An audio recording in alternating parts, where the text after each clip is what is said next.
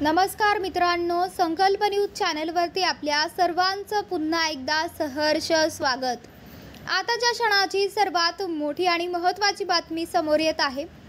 सविस्तर बातमी जाणून घेण्यापूर्वी आपण जर चॅनलवरती नवीन असाल तर चॅनलला सबस्क्राइब करा, बेल आयकॉन प्रेस करा। पश्चिम महाराष्ट्रात भाजपाला सर्वात मोठा धक्का बसण्याची शक्यता आहे। भाजपाचे नेते हर्षवर्धन पाटील यांच्या हाती तुतारी घेण्याचे निश्चित झाल्याचे सूत्रांनी सांगितले आहे।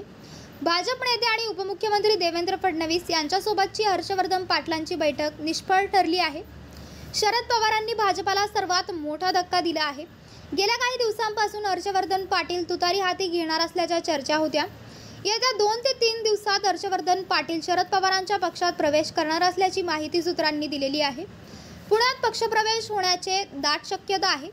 हर्षवर्धन पाटील यांनी भाजपाला रामराम करण्याचं ठरवलं आहे।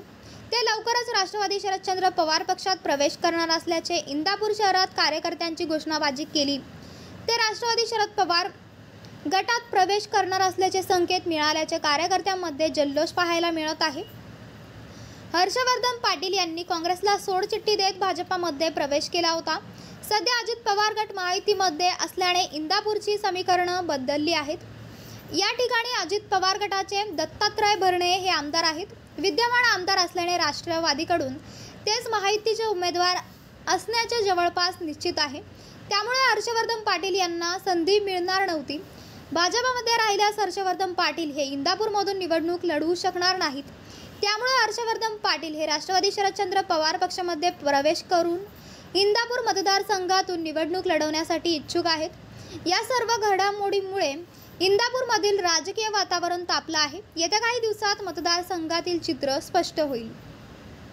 तर मित्रांनो, आपल्याला काय वाटतंय? आपली प्रतिक्रिया आम्हाला कमेंट बॉक्सच्या माध्यमातून नक्कीच कळवा आणि चॅनलला आणखीनही सबस्क्राइब केलं नसेल तर चॅनलला सबस्क्राइब करा, बेल आयकॉन प्रेस करा, जेणेकरून असेच नवनवीन व्हिडिओ व चालू राजकीय घडामोडी सर्वप्रथम आपल्याला या चॅनलवरती बघायला मिळतील। भेटूयात पुढच्या व्हिडिओज। तोपर्यंत धन्यवाद। जय महाराष्ट्र।